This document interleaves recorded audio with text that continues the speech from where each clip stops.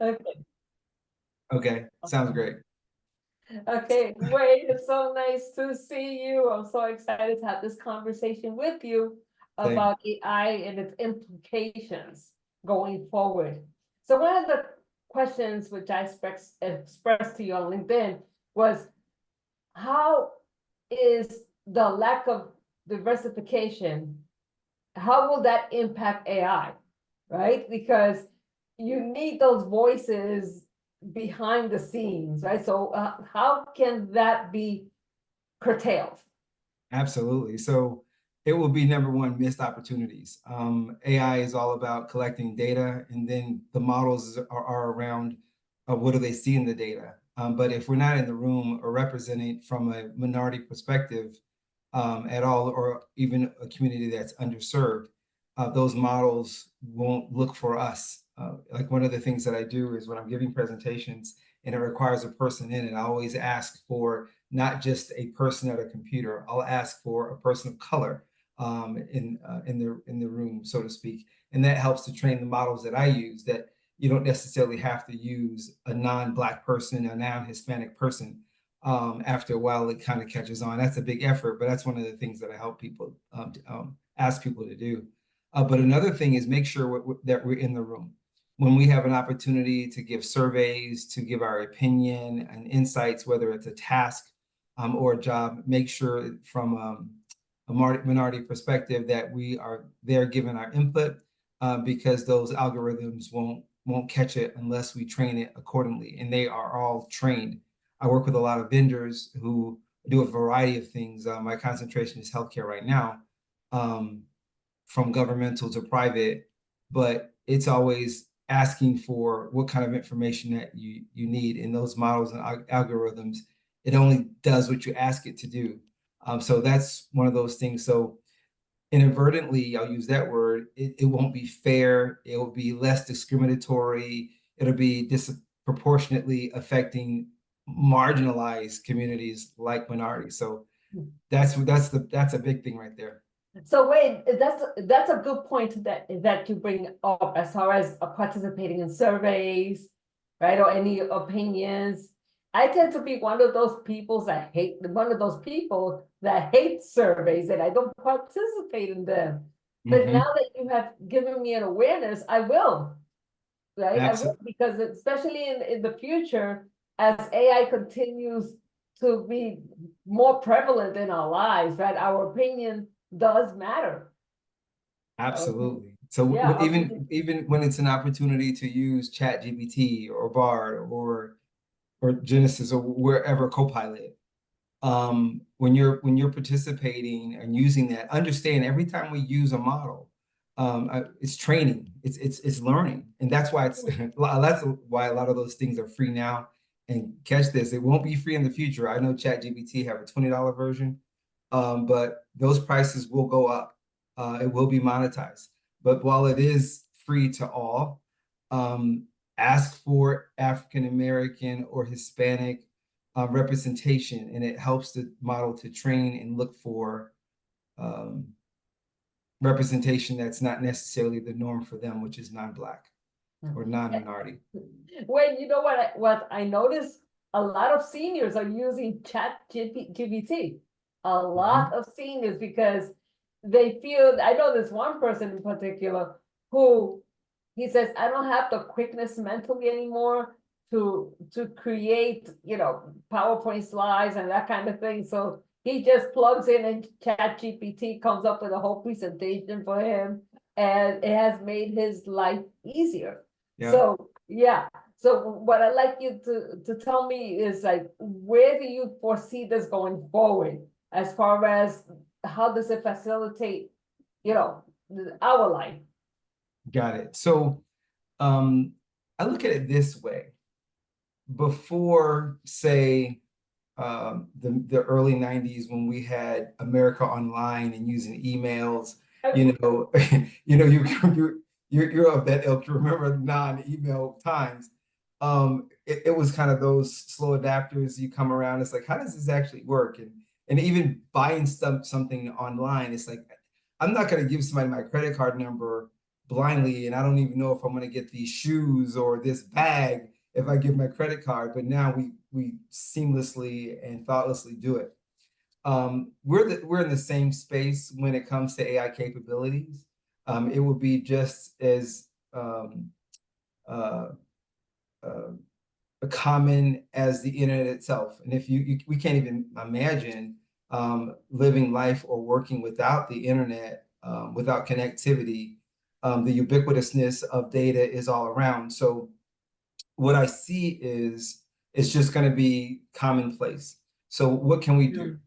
So the thing is to number one, embrace that it is here, that it's coming. It's here. I mean, ChatGPT in November will be here 2 years. So that's number one, it's here. Number two, take as many courses as you can to understand how AI works. And I always say this, it will not bring about world peace, neither will it destroy the world. So it's a tool in those parameters. So embrace it for the tool that it is. There will be bad actors, but number one, learning as much as you can. There's a plethora of tools that you can use just for anything to help you be a better car salesman in regards to data is concerned. Definitely in healthcare. I had a meeting today with a group of nurses, and they talked about how a tool can help them with writing reports and diagnoses. And their time will come very soon where a doctor will be sued for medical malpractice if they don't consult an AI for a second opinion. The same thing in law. A time will come when and we have law books, but it has to be consulted in a way. So learning tools to help you where you are, because everybody, it's just a plethora of, not only tool sets, but also occupations out there. Whatever you are, wherever you are, learn what that is. Now, you talk about seniors real quick. What about a senior? Maybe the cognitive skill sets aren't there anymore, but they want to be productive. Good point. That's when it's good to learn what's called prompt engineering. And it sounds fancy, but all it is a way to ask questions to a model to get the answers you want. But those are some starting points I would recommend. So another question that I wanted to ask you regarding AI is as far as employment, looking for a job.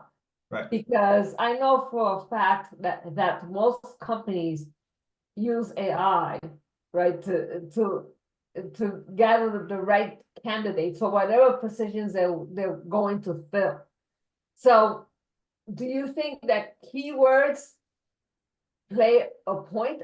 Does it play a point at all, especially for those who the Black and brown candidates?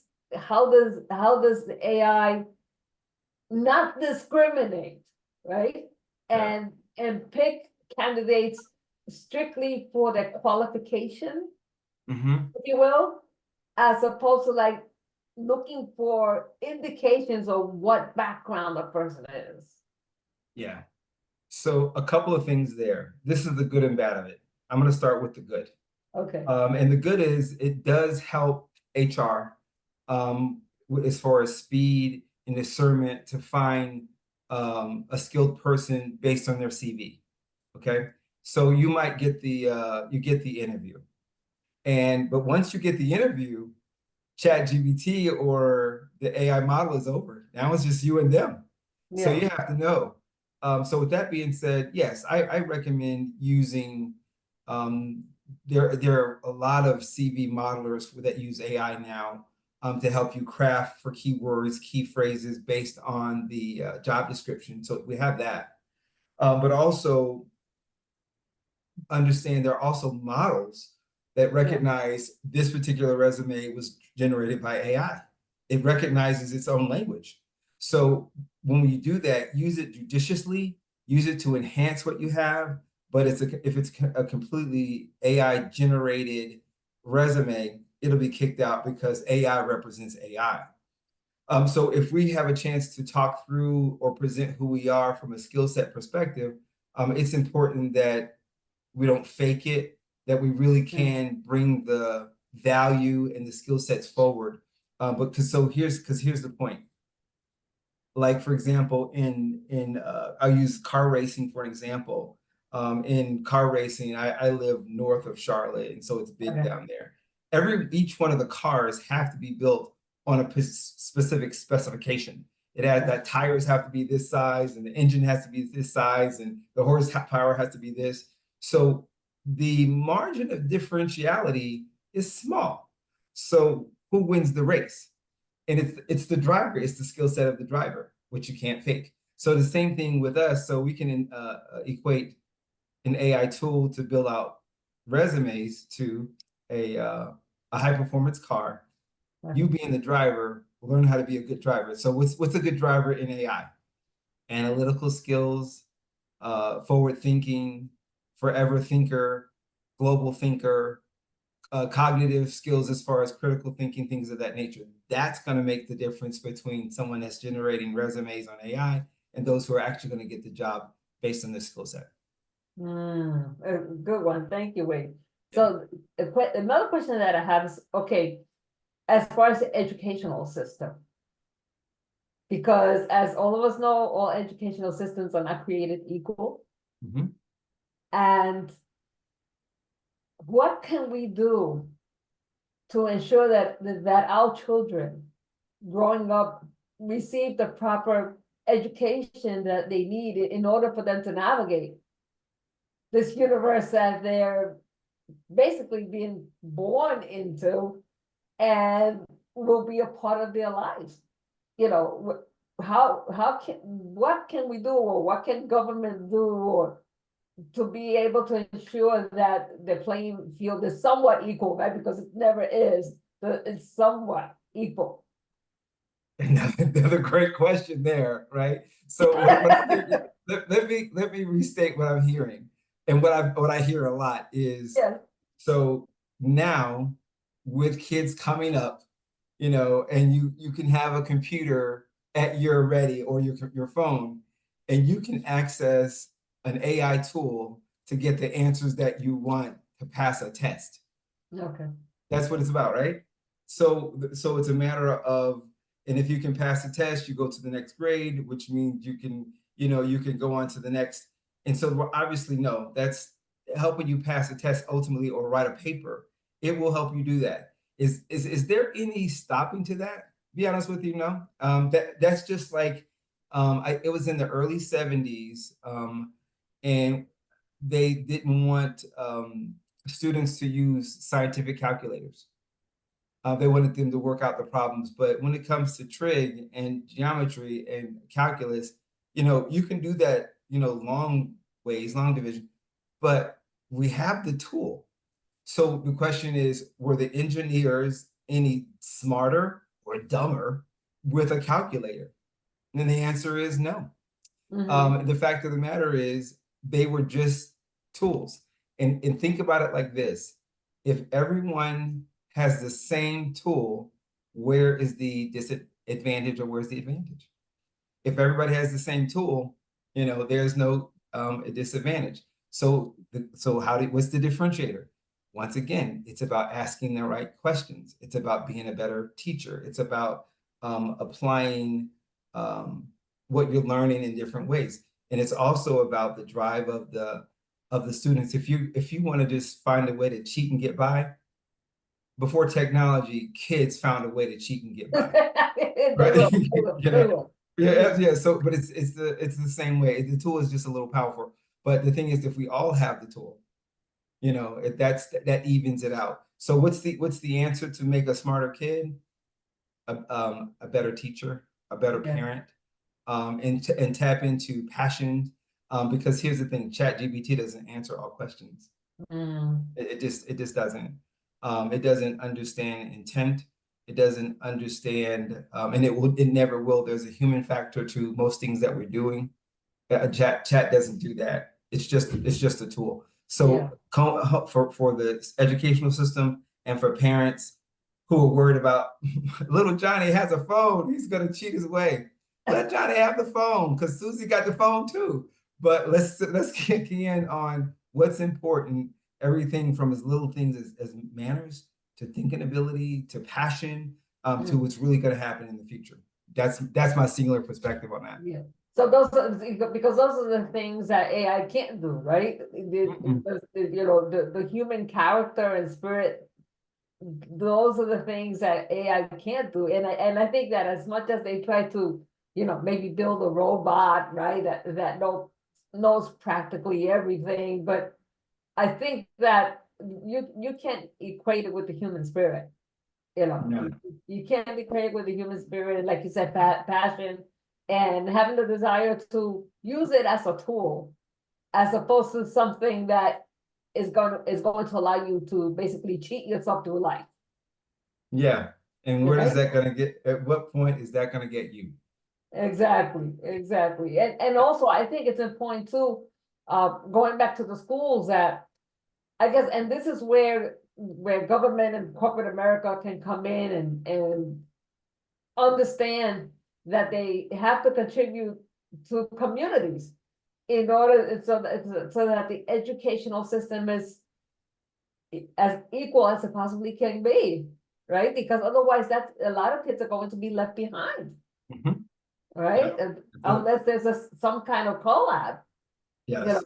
Yeah. unless it's some kind of collab. Have you heard anything through the pipeline as far as, what corporate America is doing and government is doing to make that problem a bit better? Have you heard anything? Absolutely. So a lot of organizations, corporate entities, um, are giving access to children in regards to what AI is, the possibility of it, and trying to close that digital divide. Now, if you are a person of color and you have the ability to teach or mentor, and even just on what you feel like is the basics, definitely do that. So mentorships and partnerships are helpful, but a lot of organizations or it's one thing, are still learning, but two, as they learn, they are helping to close the digital divide when it Yeah. comes to the access and exposure. That's what it's all about: access and exposure. And that helps to divide the playing field. Now, here's an interesting thing.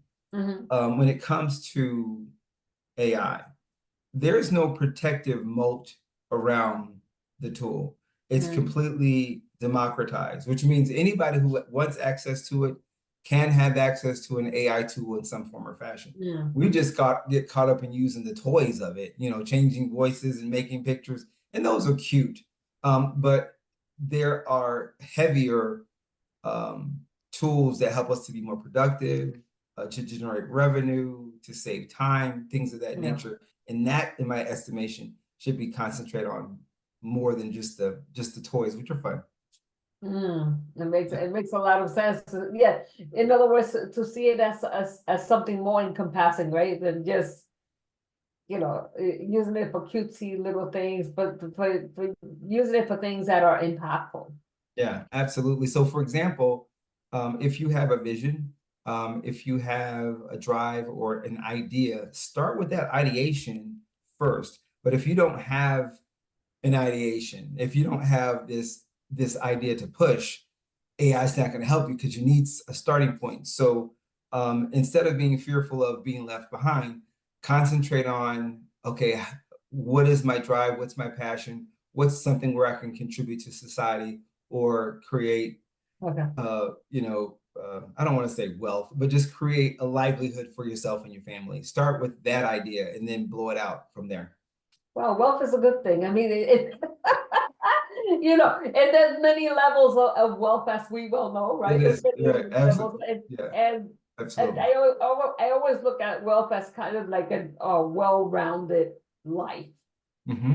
You have the Yeah, wealth of having family, or friendships, money, of course, because you have to live, right? yeah, yeah, And the spiritual aspect. It's like it's wealth is all encompassing, right? yeah, absolutely. Right? Yeah, It's all encompassing because we see yeah. people that are rich and they commit suicide, and you wonder why they have everything. That's my point. And now with me in my 60s, I recognize, it's always said that wealth is the lowest level of that material wealth is the lowest level of wealth. But it's funny, I had a long conversation with Dennis Kimbrough years ago about the different levels of wealth. But Yeah. my to your point, it's much things are more important than just money, per se. And if that's your drive, that's your drive. But that's my thought process behind that. That Yeah. there's more important things. So wait, how were you always in the IT field, or did you have another profession before and then decide to go into IT, or? So yeah, so for the past 38, 39 years, I've been in IT in some form or fashion. I started Okay. as a developer, and then I was in networking, and then I got into strategy, Okay. and then back into infrastructure, the hardware aspect of it, and then I started a company called Fruition Consulting back in 1990, Okay. and then upselling that out in 2006, 2007, and then started another company called Evaluate. But it was always in the technology space. And then in about 2017, I was introduced to AI and the capabilities of that, RPA, machine learning, and generative AI have always been around. That's what we're familiar with now, narrow generative AI. But I just have grown into that in the past, 7, 8 years like everyone else. But it's always been technology tool sets. That's fantastic. It's nice to find your passion early on, and Yeah, and then and then work from there. My case was totally different. I got into public speaking later on, and that's my passion. I love public speaking, as you can see by the background, right? Right. I love it. My friend Mario and Darlene, we started the company. We started Voyage, and this is it was established 3 years ago, but this year that we say, what, we're going to make this a serious effort, and we're going to move this company forward, right? Very good. So, yeah, and I know Mario, and that's how I met you. But yeah, I've been speaking for pay since the 90s, and I was ebb and flow for me. It was time where I was just doing that a lot, and then I kind of concentrate more on technology implementation. So now I'm at a place where once or twice a month I do my thing, and then that's it, and that satisfies me as far as teaching is concerned. But I'm always for public speaking, and I enjoy it. As you can say, I'm a talker. So yeah, so that's pretty good. So wait, you said I had met you before? Yeah, so yeah, the connection with Mario, what's my goodness, it's LA speakers or something. My mind just went blank, and I'm gonna cut this part out because I forgot. That's all. Yeah, from here on. But that's how I got connected with you, because I ended up doing a sample presentation for them to be a part of the roster. And I think either you were evaluators or something that had to do with a data share, but that's how it worked. Okay, I was on that. Do I know? He said that he knew Mario, Mario and I've been friends for years, Yes. So, but I'm glad that we had this conversation about AI, because, I'm curious about it. I see that it is prevalent everywhere, even when you go to the airport, right? So now they have where they look at your irises and your eyes, and you just walk in, or it reads your voice. And of course, now everything we're talking about, the phone is listening to it, and eventually I'll get advertisements about AI, for sure. Absolutely. And then I have my AI assistant, which I use all the time, and that helps me because now it knows how I speak, how I write, how I think, and what I anticipate. So yeah, it's a great tool that will continue to grow. Yeah, so I'm glad we had this conversation, because it makes me less fearful of this, because there's something about this that scares me a little bit. Because when Oprah just had a special this week about AI, and how she was scared about it, and now she's embracing it.